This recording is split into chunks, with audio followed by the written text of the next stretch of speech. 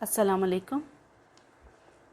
آج ہم فقہ سٹارٹ کر رہے ہیں اور اس کا جو پہلا میجر چیپٹر ہے تعارف فقہ، اس کے اندر سے سب چیپٹرز دیکھیں گے اور یہ جو پورشن ہے اس تعارف فقہ میں سے 10 مارکس کا سوال آتا ہے اور آگے جو ہم پڑھیں گے ٹیکسٹ آف فقہ، مطالعہ فقہ، عربک ٹیکسٹ ہے جو، اس میں سے 20 مارکس کا سوال آتا ہے اور میں چاہوں گی کہ آپ جب ہم اس پہ اسائنمنٹ پہ پہنچیں تو آپ بالکل اینڈ سے جو کوسچن آنسر ہیں وہاں سے ان کے کوسچن آنسر ضرور دیکھ لیں کہ کس انداز میں کوسچن آنسر آئے ہوئے ہیں تعارف فقہ سے اور کس انداز میں آئے ہوئے ہیں مطالعہ فقہ سے، ٹھیک ہے؟ تو ہم سٹارٹ لیتے ہیں۔ نحمدہ و نصلی علی رسولہ الکریم، اما بعد، فاعوذ باللہ من الشیطان الرجیم، بسم اللہ الرحمن الرحیم، رب اشرح لی صدری ویسر لی امری واحلل عقدۃ من لسانی یفقہوا قولی ربی زدنی علما۔ تعارف علم فقہ یعنی جو علم فقہ ہے، بعض لوگ اسے فقہ بھی پڑھتے ہیں، فقہ بہتر لفظ ہے۔ علم فقہ کا انٹروڈکشن، یہ کون سا علم ہے، کیسے اس کی بنیاد پڑی، کہاں سے آغاز ہوا، اس کا بیک گراؤنڈ کیا ہے، وہ ہم جانیں گے انشاءاللہ تعالی۔ فقہ کے لغوی معنی، جیسے کہ میں آپ کو ہمیشہ بتاتی آئی ہوں کہ جب بھی کوئی ٹاپک ہم سٹارٹ لیتے ہیں تو اس کا لغوی معنی مینز اس کا ڈکشنری میننگ، اس کو رٹا لگانا بہت ضروری ہے۔ ہر ٹاپک کا جو مین ٹائٹل ہے اس کا لغوی معنی کیا ہے، لفظی معنی کیا ہے۔ فقہ عربی میں، عربک زبان جو ہے اس میں، عربک لینگویج میں کسی چیز کے جاننے یا سمجھنے کے ہیں، یعنی کسی چیز کو آپ جانیں یا سمجھیں۔ سپوز جیسے ابھی میں آپ کو تعارف علم فقہ بتا رہی ہوں، پڑھا رہی ہوں، تو آپ اس کو جو سمجھ رہے ہیں، جو اس کو جان رہے ہیں، یہ فقہ ہے، ٹھیک ہے؟ سمجھنا یا جاننا۔ اس کو اگر ہم سطحی طور پر لیں تو جیسے آپ انگلش کو جان رہے ہیں، جیسے میں جرنل بتا رہی ہوں آپ کو، ٹھیک ہے، سمجھانے کے لیے، آپ اس کو جان رہے ہیں، اس چیز کو سمجھ رہے ہیں، تو اس کو فقہ بولتے ہیں عربک کے اندر، ٹھیک، کہ یہ فقہ حاصل کر رہے ہیں، یفقہو سمجھنا۔ قرآن کی آیت ہے، اس میں یہ لفظ انہی معنوں میں جاننے یا سمجھنے کے لیے فقہ کا لفظ استعمال ہوا ہے۔ سورہ توبہ کی آیت ہے، وَطُبِعَ عَلَىٰ قُلُوبِهِمْ فَهُمْ لَا يَفْقَهُونَ، اور ان کے دلوں پر مہر لگا دی گئی، اس لیے ان کی سمجھ میں اب کچھ نہیں آتا۔ اس میں لا یفقہون، لا یفقہون کو ذرا اور تھارولی دیکھیے۔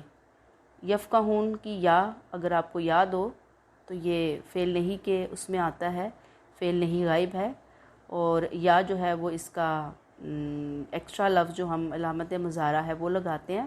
اس کے بعد فے قاف، تو ہا واو نون تو جمع کے لیے آتا ہے، کلیئر؟ تو بیچ میں جو روٹ ورڈ ہے وہ فقہ ہے، ٹھیک ہے؟ اس لیے کہ ان کی سمجھ میں اب کچھ نہیں آتا، ان کے دلوں پہ مہر لگاتی ہے، وہ سمجھ نہیں رہے، وہ جان نہیں رہے، ٹھیک؟ فقہ کا معنی سمجھ آ گیا؟ کسی بھی چیز کو جاننا یا اس کو سمجھنا، کسی چیز کی روٹ کاز کو سمجھنا، کسی چیز کے ظاہر کو سمجھنا، کسی چیز کے انر کو سمجھنا، بہرحال سمجھنا فقہ کہلاتا ہے۔ حدیث میں نبی صلی اللہ علیہ وسلم میں بھی فقہ کے یہی معنی لیے گئے ہیں۔ آپ صلی اللہ علیہ وآلہ وسلم نے فرمایا، لوگ تمہارے پاس دنیا کے مختلف حصوں سے دینی سمجھ بوجھ حاصل کرنے آیا کریں گے، جب وہ آئیں تو ان کے ساتھ اچھا سلوک کرنا، یہ میری وصیت ہے۔ لوگ آیا کریں گے تمہارے پاس دینی سمجھ بوجھ حاصل کرنے کے لیے۔ اس میں ذرا عربک ٹیکسٹ میں دیکھیے، من اقطاع الارض یتفقہون، دیکھیں فقہ فے قاف اس میں بھی آ رہا ہے، تو یہ تفقع ہے، تفقع تے فے قاف ہے ویسے اصل میں، اور اس کو پھر روٹ میں جائیں تو ڈیپتھ میں جائیں اس کی روٹ میں تو یہ فے قاف ہے، فک۔ پھر لوگ سمجھ بوجھ حاصل کرنے کے لیے آئیں گے دنیا کے مختلف حصوں سے، کس چیز کے؟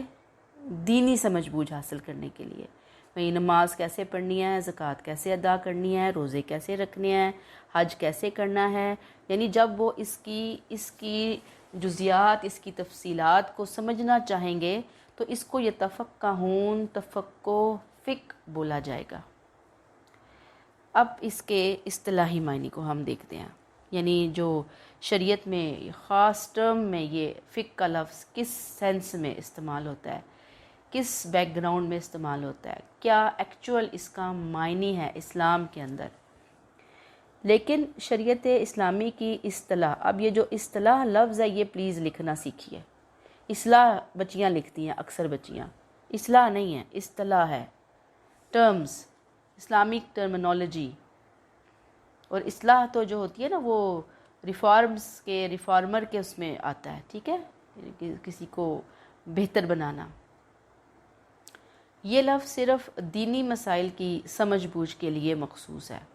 جیسے میں نے فقہ کی لغوی معنی جب آپ کو بتائے تو میں نے کہا جیسے آپ انگلش سمجھ رہے ہیں، جیسے آپ عربک کو جاننے کی کوشش کر رہے ہیں، جیسے آپ کسی اور نالج کو گین کر رہے ہیں تو فقہ ہے۔ لیکن جب ہم شریعت کے اندر یہ لفظ یوز کریں گے تو دینی مسائل کی سمجھ بوجھ حاصل کرنا، اس کے لیے اسپیسیفکلی فقہ کا لفظ استعمال ہوگا۔ اس علم کے ذریعے انسانی جو افعال ہیں، انسان جو کام کرتا ہے ان کو دیکھا جاتا ہے۔ مثلا کیا چیز دیکھی جاتی ہے اس کے بارے میں خاص طور پہ، وہ فرض ہے، وہ واجب ہے، یہ ٹرمز آپ بہت سنتے ہوں گے اپنے ارد گرد۔ وہ سنت ہے، مستحب ہے، پسندیدہ ہے، مباح جائز ہے، مکروہ ناپسندیدہ ہے، حرام ہے، یہ ٹرمز ہیں مختلف۔ اس حیثیت سے احکام الہی کی معرفت حاصل کی جاتی ہے، یعنی ہم کیٹاگرائز کر دیتے ہیں کسی بھی دین کے حکم کو۔ اب آپ یہ بات اچھی طرح پڑھتے ہیں کہ جیسے ظہر کی نماز ہے تو ہم کہتے ہیں یہ 4 سنتیں ہیں، 4 فرض ہیں، اچھا یہ 4 سنتیں موقدہ ہے، یہ غیر موقدہ ہے۔ اسی میں وہ کہیں گے جی یہ 3 وتر واجب ہیں، کچھ اسکول آف تھاٹ کہیں گے واجب ہیں، کچھ کہیں گے نہیں سنت ہے، سنت موقدہ ہے۔ پھر جو ظہر کے 4 سنت، 4 فرض، 2 سنت اور پھر 2 نفل پڑھے جاتے ہیں، پھر وہ کہیں گے جی وہ مباح ہیں، نفل ہیں، مستحب ہیں۔ یعنی اس کیٹیگری میں دین کے مختلف معاملات کو رکھا جب جاتا ہے تو پھر اس کو فقہ بولا جاتا ہے۔ عموماً اصطلاحی معنی میں اسلام کی ٹرم میں فقہ کی تعریف ان الفاظ میں کی جاتی ہے: الفقہ علم بالمسائل الشرعیہ، فقہ وہ علم ہے جس کے ذریعے شرعی مسائل کو جانا جاتا ہے۔ یعنی شرعی جو مسائل ہیں وہی جو میں آپ کو اوپر بار بار مینشن کر رہی ہوں، وضو ہے، اس کے سنتیں کون سی ہیں، اس کے نفل کون سے ہیں، اچھا مباح کیا چیز ہے، غسل کے اندر دیکھا جائے گا شرائط کیا ہیں۔ یعنی ہر حکم کو سامنے رکھا جائے گا، اس کو کیٹیگرائز کیا جائے گا، اور کیٹیگرائز کے بعد اس کو دیکھا جائے گا کہ اب اس حکم میں سے کون سی چیز زیادہ فوکس کرنے والی ہے، کون سی چیز کو ذرا سائڈ پہ رکھا جا سکتا ہے، اور کون سی چیز ہم نے بالکل سائڈ پہ نہیں رکھنی بلکہ اس کو لینا ہے اچھے طریقے سے۔ یہ الفقہ علم بالمسائل شرعیہ کے علاوہ بھی علماء فقہ نے اس کی ایک اور تعریف کی ہے اور بہت زیادہ جامع ہے۔ هو العلم بالاحکام الشرعیہ من ادلتها التفصیلیہ، وہ ان فروعی احکام شریعت کا علم ہے جو اس کے تفصیلی دلائل سے ماخوذ ہوں۔ یعنی شریعت کا جو حکم ہے، اور یہ کون سی چیزیں، یہ فروعی ہیں۔ دیکھیں یہاں پہ انہوں نے خود کہا فروعی، واجب نہیں ہے، فرائض نہیں ہے، وہ تو کلیئر ہے، حلال بھی واجب ہے، حرام بھی واجب ہے۔ جو چیزیں ڈاؤٹ فل ہیں، گرے ایریے میں آتی ہیں، ان کے بارے میں تفصیلی دلائل جو لیے جاتے ہیں اس سے ماخوذ یہ علم فقہ کہلاتا ہے۔ اب آپ نے کرنا کیا ہے، فقہ کے لفظی لغوی معنی کو رٹا لگانا ہے، قرآن کی آیت دیکھنی ہے، حدیث میں یتفقہون کو انڈر لائن کرنا ہے، پھر اصطلاحی معنی میں آنا ہے، آپ نے تھوڑا سا انٹروڈکشن دینا ہے، پھر یہاں سے جو عربک کے اندر 2 ڈیفینیشنز ہیں، بہتر یہ ہے اچھے نمبر لینے کے لیے آپ دونوں ڈیفینیشنز کو عربک میں ضرور یاد کیجئے۔ اگر آپ نہیں کر سکتے تو کم از کم ایک دوسرے والی ضرور لے لیں، اور اگر آپ کہتے ہیں نہیں یہ بڑی مشکل ہے تو کوئی ایک ضرور یاد کر لیں، اور یا پھر اس کا ترجمہ ضرور یاد کر لیں۔ ترجمہ تو سمجھیں 33 نمبر لینے کے لیے ہے آپ کے لیے، بس اس سے زیادہ اس سے کم اگر ترجمہ بھی نہیں یاد کرتے تو پھر اس کے نمبر نہیں ملیں گے، بلکہ اس کوسچن کے آپ کو نمبر ہی نہیں ملیں گے۔ اگر تعارف ہی اچھے طریقے سے نہیں کروایا جا رہا تو پھر نمبر نہیں مل سکتے اس کے، چاہے بعد میں آپ جتنی مرضی ڈیٹیل لکھتے رہیں۔ تو مختصر الفاظ میں ہم یہ کہہ سکتے ہیں کہ فقہ اس خاص فن کا نام ہے جس میں اسلامی شرع کے احکام، اس کے متعلقات سے بحث کی جاتی ہے۔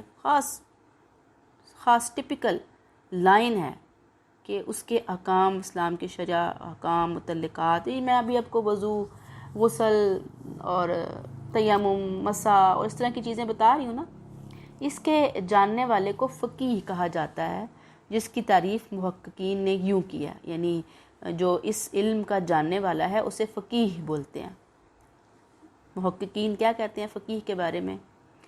فقیہ وہ عالم ہے جو تدبر اور تفکر کے ذریعے احکام کے حقائق کا پتہ چلائے، وہ دیکھے کہ یہ جو حکم ہے اس کی ڈیپتھ میں کون کون سی حقیقتیں پوشیدہ ہیں، وہ غور و فکر کرے، سوچ و بچار کرے، مشکل اور مغلق کو واضح کر دے، یعنی جو چیز اس میں بہت مشکل ہے، جو لا ینحل ہے، سمجھ نہیں آ رہی، فقیہ کا کام یہ ہے کہ اس گتھی کو سلجھا کے، وہ جو الجھی ہوئی گتھی ہے اس کو سلجھا کے سامنے لے آئے، یعنی فقیہ وہ ہوتا ہے۔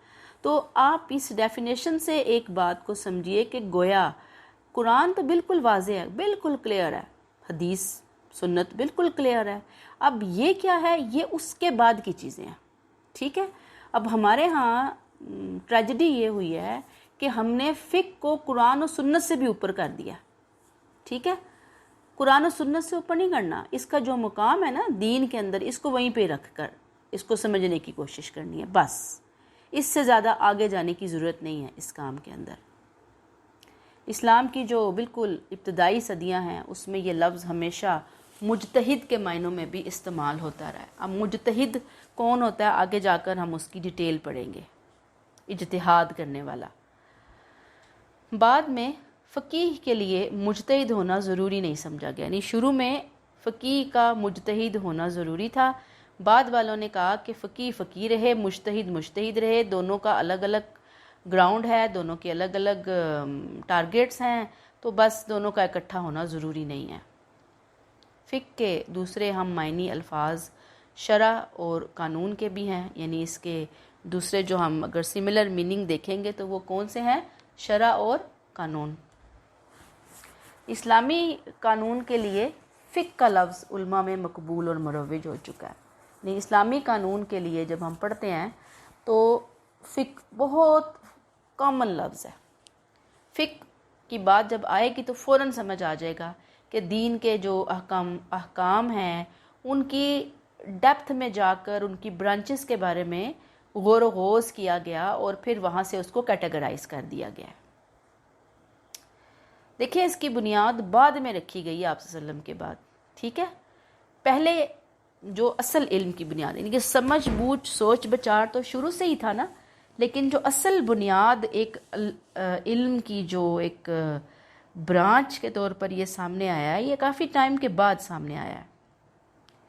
آپ صلی اللہ علیہ وسلم صحابہ غور و فکر کرتے تھے، قرآن نے بار بار غور و فکر کرنا، سمجھنا، سوچنا، بار بار یہ ٹرمز استعمال کیا، لیکن جیسے میں نے آپ کو بتایا کہ باقاعدہ فقیہ بننا اور اسلامی فقہ کا مطالعہ اور پھر اسلامی فقہ کے اوپر بہت سارے کتابیں، لٹریچر، لیکچرز آپ کو جو ملیں گے، یہ جیسے باقی علوم ہے جیسے کہ عربی گرامر ہے اور پھر اس کے علاوہ جیسے آپ انگلش گرامر دیکھتے ہیں، پھر اس کے علاوہ اردو گرامر، یہ چیزیں جو ہیں وہ بعد میں بنتی ہیں، سیٹل ڈاؤن ہوتی ہیں، وقت کے ساتھ ساتھ ضرورت کو مد نظر رکھتے ہوئے، موقع محل دیکھتے ہوئے ان چیزوں کو سمجھا اور پڑھا جاتا ہے۔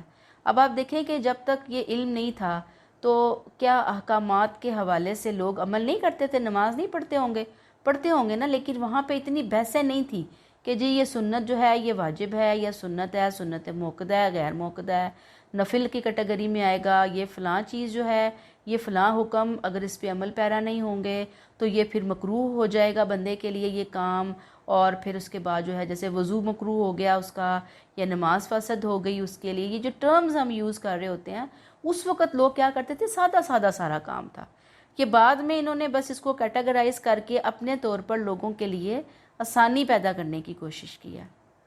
تو علم فقہ کی فضیلت ہم دیکھتے ہیں، اللہ تعالیٰ خود قرآن میں کہتے ہیں یؤتی الحکمۃ من یشاء ومن یؤت الحکمۃ فقد اوتی خیرا کثیرا، سورہ بقرہ۔ اللہ جس کو چاہتا ہے حکمت عطا کرتا ہے، جس کو حکمت ملی اسے حقیقت میں بہت بڑی دولت مل گئی۔ اللہ جسے چاہتا ہے حکمت کیا ہے؟ سمجھ بوجھ، جسے سمجھ بوجھ مل گئی اسے دولت مل گئی۔ تو اکثر جو مفسرین ہیں انہوں نے اس جو مدرجہ بالا آیت ہے اس میں حکمت والے لفظ کو فقہ کا ہم میننگ لفظ قرار دیا ہے، مترادف ہے، کیونکہ اس میں بھی لفظ فقہ کی طرح صحیح بصیرت اور صحیح قوت فیصلہ کا مفہوم پایا جاتا ہے، یعنی حکمت کے اندر بھی صحیح بصیرت، صحیح قوت فیصلہ کا نالج کسی انسان کو ملنا۔ حدیث نبوی صلی اللہ علیہ وسلم میں حصول علم فقہ کو نعمت خداوندی قرار دیا گیا، یعنی اللہ کی یہ نعمت ہے حصول علم فقہ۔ مطلب علم فقہ سے مراد جرنل لیں گے آپ، صحابہ کا دور لیں گے، آپ صلی اللہ علیہ وسلم کا دور لیں گے تو ایک ایسا نالج کہ جو اس چیز پر عمل پیرا انسان کو کروائے، غلطیوں سے بچا کر صحیح ڈائریکشن میں اس کو لے کر جائے، موٹی موٹی باتوں کو جان لینا، سمجھ لینا۔ لیکن جیسے میں نے آپ کو بتایا کہ بعد میں تو چیزیں بہت بھاری ہوتی چلی گئی فقہ کے اندر آتے آتے۔ حدیث میں کیا کہا؟ من یرد اللہ بہ خیرا یفقہہ فی الدین، اللہ جس شخص کے ساتھ بھلائی کا ارادہ فرماتا ہے اسے دین کی سمجھ بوجھ عطا کر دیتا ہے، یعنی اللہ جس کے ساتھ بھلائی کا ارادہ کرتا ہے اسے کیا کرتا ہے؟ دین کی سمجھ بوجھ عطا فرما دیتا ہے۔ یہ وہی ہے اوپر جو من یؤت الحکمۃ من یشاء ومن یؤت الحکمہ، یہ بالکل سیم وہی چیز ہے، یعنی جس کے ساتھ بھلائی کا ارادہ ہوا اسے دین کی سمجھ بوجھ مل گئی کہ وہ غور و فکر کر کے، سمجھ کے، انڈرسٹینڈ کر کے اس کے پازیٹیو نیگیٹو پوائنٹس کو وہ اس کے اوپر عمل کر رہا ہے۔ ایک اور جگہ فقیہ کی ستائش یعنی اس کی تعریف واضح طور پر ان الفاظ میں کی کہ ایک فقیہ ہزاروں عابدوں کی نسبت شیطان پر زیادہ بھاری ہوتا ہے۔ فقیہ کی عابد پر ترجیح۔ عابد کون ہوتا ہے؟ عبادت گزار، اور ہزار عبادت کرنے والوں پر ایک سوچ سمجھ کر دین پر عمل کرنے والا عالم، اسکالر، دوسروں کو گائیڈ کرنے والا، وہ شیطان پر زیادہ بھاری ہوتا ہے، یعنی وہ شیطان اس ایک کو زیادہ ٹارگٹ کرتا ہے کہ یہ بہت بڑا دشمن ہے۔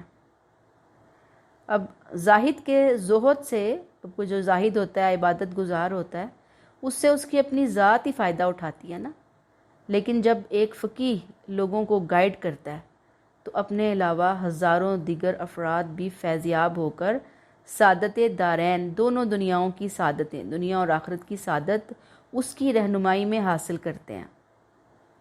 پھر مزید ہم دیکھتے ہیں کہ عبادت گزار کی عبادت چونکہ بالعموم بلا بصیرت اور فہم ہوتی ہے، یعنی کہ وہ ایسا کوئی سوچ سمجھ کے عبادت نہیں کر رہا ہوتا، بس اس نے ایک ریچولز اپنے لیے مقرر کر رکھے ہیں، اسی کو ہی وہ فالو کر رہا ہے، اس میں سوچنے سمجھنے والا عنصر کوئی نہیں ہے، بس وہ اس نے اپنے لیے رکھا ہوا ہے کہ جی میں نے روزانہ 20 نفل پڑھنے ہیں، اچھا جی پڑھ لیے۔ اس نے سوچا ہوا ہے میں نے 400 تسبیحاں کرنی ہے، فلاں فلاں فلاں لفظ کا ورد کرنا ہے، تو وہ کرتا چلا جا رہا ہے، خود فائدہ اٹھا رہا ہے نا، وہ دوسروں کو فائدہ نہیں پہنچا رہا۔ لیکن جو فقیہ ہے وہ خود بھی بہت ہائی الرٹ ہے، اسے خود پتہ ہے حلال حرام کا، سیدھے اور غلط کا، اور وہ دوسروں کو بھی گائیڈ کر رہا ہے۔ تو جو عبادت گزار ہوتا ہے، چونکہ اس میں بصیرت نہیں ہوتی، فہم نہیں ہوتا، غور و فکر نہیں ہوتا، سمجھ بوجھ نہیں ہوتی، تو شیطان بڑی آسانی سے اسے گمراہی کے گڑھے میں دھکیل سکتا ہے، یا گمراہی کے گڑھے میں نہ بھی دھکیلے، کم از کم شکوک و شبہات کے جال میں پھانس سکتا ہے ایسے بندے کو، ڈاؤٹس کریٹ کر دے اس کے دماغ کے اندر۔ لیکن اس کے برعکس فقیہ چونکہ جو حقیقت مسائل سے آگاہ ہوتا ہے، مسائل کی جو حقیقت ہے نا، اس سے بہت اچھی طرح آگاہ ہوتا ہے، اس لیے وہ اتنی جلدی شیطان کے بہکاوے میں نہیں آتا عابد کی نسبت۔ تو اسی لیے کہا گیا کہ بھئی دین کی سمجھ بوجھ حاصل کرنا ضروری ہے۔ تو بات پھر وہی آتی ہے کہ سمجھ بوجھ کتنی ضروری ہے، مناسب حد تک۔ آگے جب ہم یہ ٹیکسٹ آف فقہ پڑھیں گے نا، تو وہاں پہ آپ پھر دیکھیں گے اس کی مثالیں، بے شمار مثالیں، کہ جیسے نماز ہے تو پھر نماز کے اوقات کے بارے میں علم حاصل کرنا، فجر کب پڑھنی ہے، ظہر کب پڑھنی ہے، اصل ٹائم کون سا ہے، پھر مکروہ ٹائم کب سے آتا ہے، افضل ٹائم کون سا ہے، یعنی اس کو مزید کیٹیگرائز کر دیا گیا۔ تو ہر ہم جو آگے جا کر پڑھیں گے کتاب الصلاۃ، آپ کے پورا آپ کی جو ہے نا بک، وہ سلیبس میں ہے، ان کی فقہ کے حوالے سے ایک بڑی مشہور گزری ہے بک، اس کے اندر سے وہ چیپٹر لیا گیا، تو اس میں آپ کو بتایا گیا نفل نمازیں کون سی ہوتی ہیں، پھر بتایا گیا ہے کہ نماز میں سجدہ کہاں کہاں ہوتا ہے، پھر سجدہ سہو کہاں کہاں ہو رہا ہوتا ہے، پھر اس کے علاوہ نماز جنازہ کیسی ہے، پھر مسافر کی نماز کیسی ہوگی، پھر ایک شہید ہے جب شہید ہو جائے گا اس پہ نماز جنازہ، مطلب اس طرح کی ڈیپتھس میں جا کر بتایا سمجھایا جا رہا ہوتا ہے۔ تو بہرحال اس کو ایک حد میں رکھنا بہت ضروری ہے۔ اگر ہم اس کے اندر بہت زیادہ اس کی مین میخ میں اتریں گے تو ہمارے ایک استاد کہتے ہیں کہ فقہ تو پھر ایک سمندر ہے، بس پھر بندہ اس کے اندر نکل کے گھس جائے تو باہر نہیں نکل سکتا۔ تو مناسب طریقے سے ہمیں ان چیزوں کو لینا ہے، اعتدال کے ساتھ لینا ہے، اور جو لوگ اس کو ایز اے پروفیشن اختیار کرنا چاہتے ہیں، ظاہری بات ہے کہ وہ بہت زیادہ پھر ڈیپتھ میں جائیں گے، وہ بہت ساری چیزیں مزید اس کو پالش کرنے کے لیے، خود کو پالش کرنے کے لیے سیکھیں گے، لیکن میرے آپ کے لیے نارمل نالج ان چیزوں کا کافی ہوتا ہے۔ اب فقہ کا ٹاپک موضوع کیا ہے؟ پوری انسانی زندگی، انسان کی پوری زندگی فقہ کا موضوع ہے، یعنی فقہ کا موضوع کائنات کی چیزیں نہیں ہیں، جمادات نہیں ہیں، نباتات نہیں ہیں، اس کا موضوع انسان کی زندگی ہے۔ اب لیکن سہولت کے لیے علماء کرام نے علم فقہ کو 2 حصوں میں تقسیم کیا، ڈیوائیڈ کر دیا۔ وہ کون سی ہیں؟ انسان کے تعلقات کا محور و مرکز 2 چیزیں ہوتی ہیں، ایک اس کا انسان کا تعلق اپنے خالق اور مالک سے ہوتا ہے، اس تعلق کو عبادات کا نام دیا جاتا ہے۔ اگر آپ کو یاد ہو تو میں آپ کو دین پر عمل کرنے کے حوالے سے جب حدیثیں پڑھائی ہیں تو میں نے 2 بہت بڑے حقوق کی کیٹیگریز آپ کے سامنے ذکر کی تھی، ایک تھا حقوق اللہ اور دوسرا تھا حقوق العباد۔ تو یہاں پہ یہ جو خالق اور مالک سے تعلق جس کو عبادات کا نام دیا جا رہا ہے، وہ ہم حدیث کے اندر اس کو جو ٹرم ہم نے یوز کی وہ حقوق اللہ کی ٹرم یوز کی تھی، گویا وہی ٹرم نام بدل کر عبادات کے حوالے سے یہاں پہ آ گئی ہے۔ دوسرا اس کا تعلق، یعنی کس کا تعلق؟ فقہ کا تعلق اپنے جیسے انسانوں سے ہے، اسے معاملات کہا گیا، یعنی حقوق العباد، یہاں معاملات آ گیا، عبادات حقوق اللہ، معاملات حقوق العباد۔ اس لیے علم فقہ کی 2 مثالیں ہیں، 2 شاخیں ہیں اس کی، ایک شاخ عبادات سے متعلق ہے، نماز، روزہ، زکوٰۃ، حج، اس کے متعلق دینی احکام کہاں ہیں، کیسے ہیں، کس کیٹیگری میں ہم نے کون سے حکم کو رکھنا ہے۔ پھر نماز صرف نماز نہیں ہے، نماز کی آگے ڈیپتھ ہے، تفصیل ہے، اس کی وہ فلاں تفصیل کہاں آئے گی، کہاں کیا پڑھنا ہے، کہاں جھکنا ہے، جھکنے کے اندر جو چیزیں ضروری ہیں وہ کون سی ہیں، وضو کے اندر ضروری ہیں کون سی ہیں، یہ ساری چیزیں آتی ہیں۔ دوسری کا تعلق معاملات سے، حقوق العباد سے ہے، جیسے نکاح ہے، طلاق ہے، خرید و فروخت ہے، جرائم کی سزائیں وغیرہ ہیں۔ تو اس سے یہ تعلق رکھتا ہے علم فقہ. تو یہ آپ ذرا رٹا لگا لیں اچھے طریقے سے، مشکل کوئی نہیں ہے، بات پھر وہی آتی ہے کہ تھوڑا رٹا لگانے کی ضرورت ہے. پھر علم فقہ زندگی کے تمام شعبوں کے متعلق دینی احکام معلوم کرنے کے ایک ذریعے کے طور پر سامنے آتا ہے. وہی بات کہ زندگی کے جتنے شعبے ہیں ان کے بارے میں دین کا حکم کیا ہے، تو وہ حکم حاصل کرنا. پھر اس کے بعد آ جاتا ہے ماخذ فقہ اسلامی. ماخذ شریعت اسلامی، ماخذ سے مراد ذرائع ہیں، راستے ہیں جس سے قانون اخذ یعنی لیا جاتا ہے، یا ماخذ سے مراد وہ مقامات ہیں جہاں سے قوانین کو دلائل کے ذریعے حاصل کیا جاتا ہے. یہ ماخذ فقہ اسلامی، اس کے بہت سے نام ہیں. دلائل شرعیہ، مصادر شرعیہ کہا جاتا ہے کہ جس فن میں ان ذرائع یا مقامات سے بحث کی جاتی ہے، یعنی شریعت سے مصادر سے بحث کی جاتی ہے، اسے ماخذ فقہ اسلامی کہتے ہیں. اسے اصول فقہ کے نام سے بھی موسوم کیا جاتا ہے. یعنی بہت سے معنی ہو سکتے ہیں. آپ کو یہ ٹاپک آ سکتا ہے اصول فقہ کا معنی، اصول فقہ کے اوپر بحث کیجئے، اصول فقہ سے کیا مراد ہے، دلائل شرعیہ کیا ہوتے ہیں، مصادر شرعیہ، وہ سب ماخذ فقہ اسلامی ہیں. فقہ نے اس کی تعریف کیوں کی ہے، کیسے کی ہے، کہ وہ ان قواعد کے جاننے کا علم ہے جس سے ہمیں بذریعہ دلائل استنباط احکام کا ملکہ حاصل ہو جاتا ہے. یعنی دلائل کے ذریعے ہم استنباط احکام یعنی احکامات کو سمجھنا، اس کو نکالنا، اس کی تخریج کرنا، اس کا ملکہ یعنی ہم اس کے اندر کچھ اسپیشلٹی حاصل کر لیتے ہیں. ہمیں دلائل سے پتہ چلتا ہے کہ کون سی چیز کہاں پہ کھڑی ہے دین کے اندر. ادلہ اربع وہی ماخذ فقہ اسلامی کا ایک اور نام. یعنی ماخذ فقہ اسلامی دلائل شرعیہ بھی ہے، مصادر شرعیہ بھی ہے، اصول فقہ بھی ہے، ادلہ اربع بھی ہے. فقہ اسلامی کے 4 بنیادی ماخذ ہیں جنہیں ادلہ اربع کہا جاتا ہے. بعضوں نے ان 4 بنیادی ماخذوں یعنی ادلہ اربع کو فقہ کے 4 اصول قرار دیا ہے. اب بنیادی ماخذ قرآن، سنت، اجماع اور قیاس ہیں. سیکنڈری یا ثانوی ماخذ مزید ہیں. سیکنڈری ماخذ کون سے ہیں؟ استحسان، اب یہ سارے آپ نے نہیں پڑھنے.